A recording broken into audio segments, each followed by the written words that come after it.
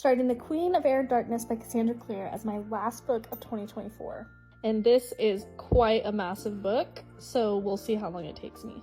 Alright, so I'm about 145 pages in, and at this point, we're back in the full swing of things. When the book first started, I ended up having to go back and read the last chapter of book 2 because it picks up within 30 seconds of what happened at the end of the last book. And I forgot how complex this storyline is. There are 4 different storylines going on in this book, and all of them are complicated. This is the part of fantasy that I love. Everything has significance, everything impacts each other, and you get to see all the different characters work out things from their perspectives. This trilogy is told from multiple point of views, so each of the 4 plot lines are explained by multiple characters, and I think it's a good way of communicating the depths of each character while progressing the storyline. Here there are multiple forbidden romances and a love triangle. There's just a lot going on.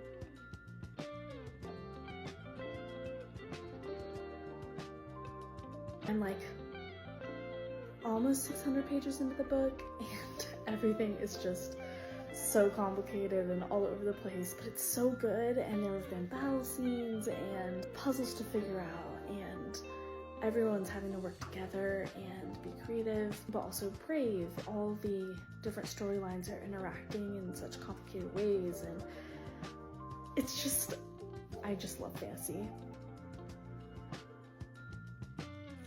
I just read for like 3-4 hours and binged the last of this book, and it was really good. There are parts of it that were like a little cheesy or predictable, but all in all, like, I did not predict the big events at the end. The last like 200 pages were very action-packed. I mean, the whole book is action-packed, but especially the last like 200 pages, so that was really interesting and kept me engaged like the whole time. All of the storylines from the whole trilogy were wrapped up really nicely. I was really satisfied with how they ended everything, which I'm kind of surprised by. I was a little nervous for some of the plot lines that I wouldn't be happy with their endings, but they ended up great.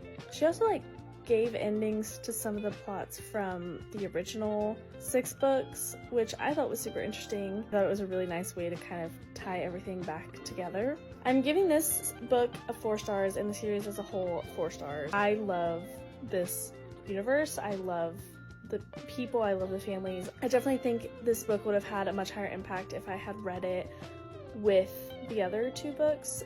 It was still good regardless.